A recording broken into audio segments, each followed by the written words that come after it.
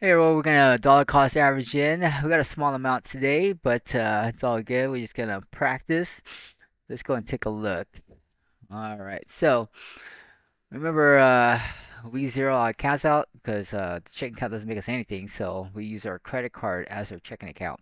Okay, that's where you earn points and extra rewards. And right now, with the Coinbase One um, credit card actually earns you Bitcoin when you spend. So it's actually giving you an asset every time you buy stuff. So once I pay this off, we're gonna be moving everything over to my Coinbase One credit card, and then every balance that comes through is gonna come through here. So okay. All right, so let's go ahead and move 123.96, leave $100 behind.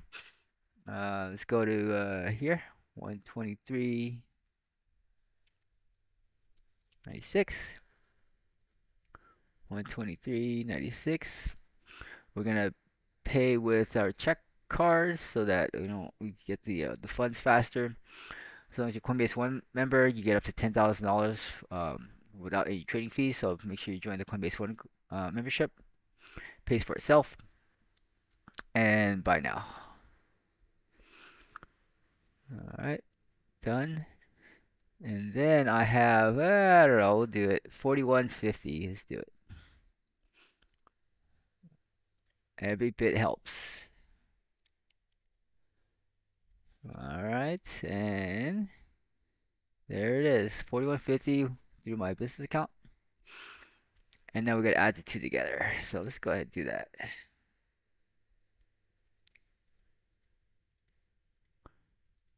Plus the 123.96.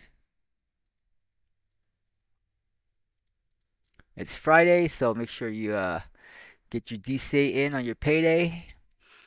And then we're going to uh, send it out.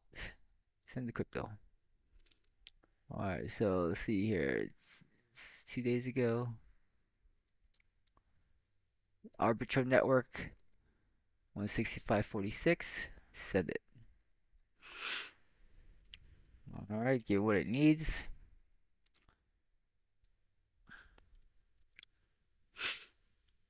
And just build it up.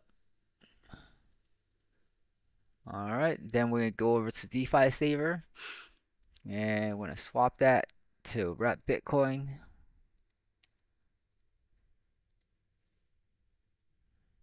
and swap it.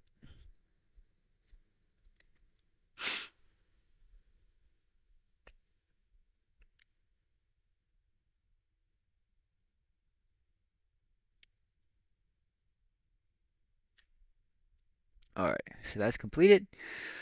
I'll go to our Aave account. I think I might have gotten triggered. Looks like I did. That's fine. We'll just continue DCing in. Yeah, it did drop down to almost 88 at one point. So let's go and supply what we need to supply. See what the price is now. I think it's down to like, yeah. We'll check the price in a little bit. And I did borrow 500 to for this week to pay groceries. So he says, all right, kind of cash some of it out.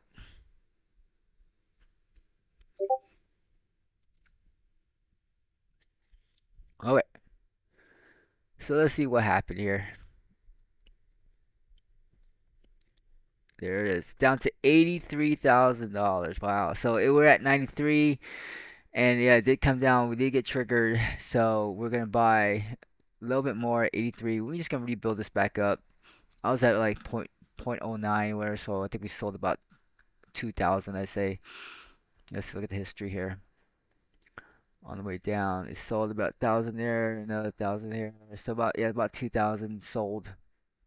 Okay, so as it comes down, it does sell less and less. So because the Bitcoin's worth less and less, kind of thing. But at the same time, we're gonna try to fight that and keep going, keep DCing in. Okay,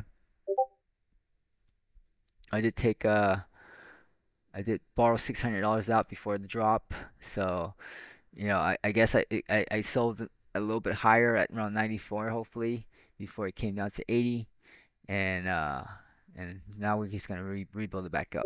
Okay, so just keep at it. I know that it kind of sucks at the end of the day, looking at the portfolio dwindle, but I know that still I wouldn't have this. I would still be living paycheck to paycheck without this, and yeah, I mean, I would be like, dude, I have nothing in the account. I only have a couple hundred. But the fact that I have a couple thousand, I think it's still good to go. All right. So we're just gonna wait till it recovers. Once it does, because I know there's about four dips, right? So the first drop was here, one, and then the next low, two. The next one's three, and then four, possibly. It just kind of goes up, three, and then this was I don't know if this is part of this third dip or not. What kind of feels like it because it has like a couple days of sideways before it came down. So three to four, and yes, it does come back and close this gap out. So just like it kind of closed this gap out before it pumps back up, it's coming down to close this gap out. Okay, so yeah, let it do its thing. It's got to close out the gap. At the same time, we are nearing a bear market too, so be aware of that. And if it is a bear market, then if you look at the overall trend, it could be for going down further. Okay. Okay, let's see what we got here. Let's check the last bear market. I mean, it came down about 75% on the last bear market.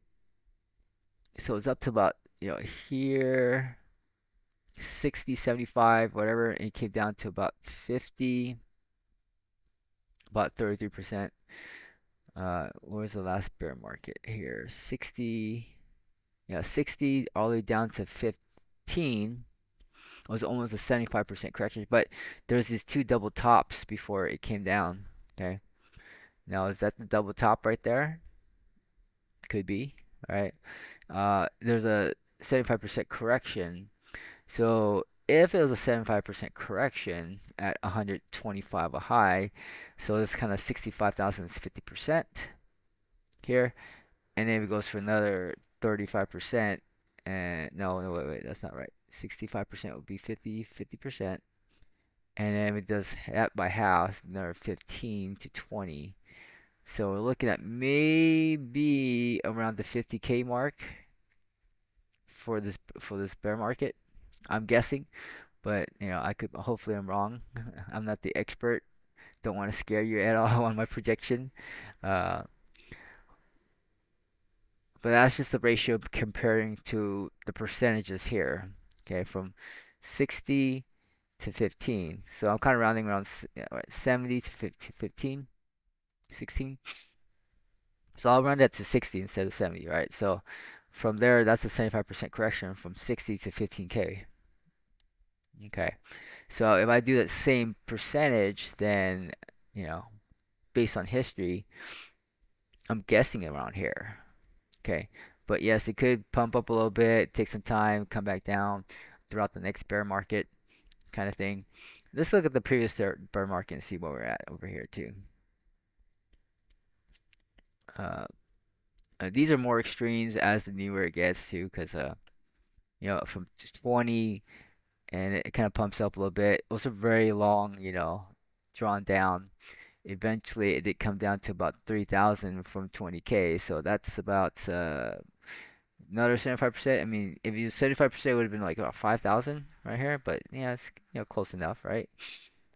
And then I guess this, I don't know what this is. This is just a long drawn out bear market here, and then it started to kind of climb from that point on 2019 to 12,000, pitter pattered, and then finally pumped up to 60K, right? It came down half from 60 to half, and then went to 60 to 15, and then it went back up to 60.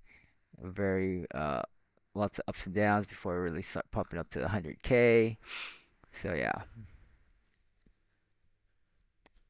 All right. Well, I'm gonna keep doing what I'm doing. I'm gonna show you that I'm going to keep doing what I'm doing.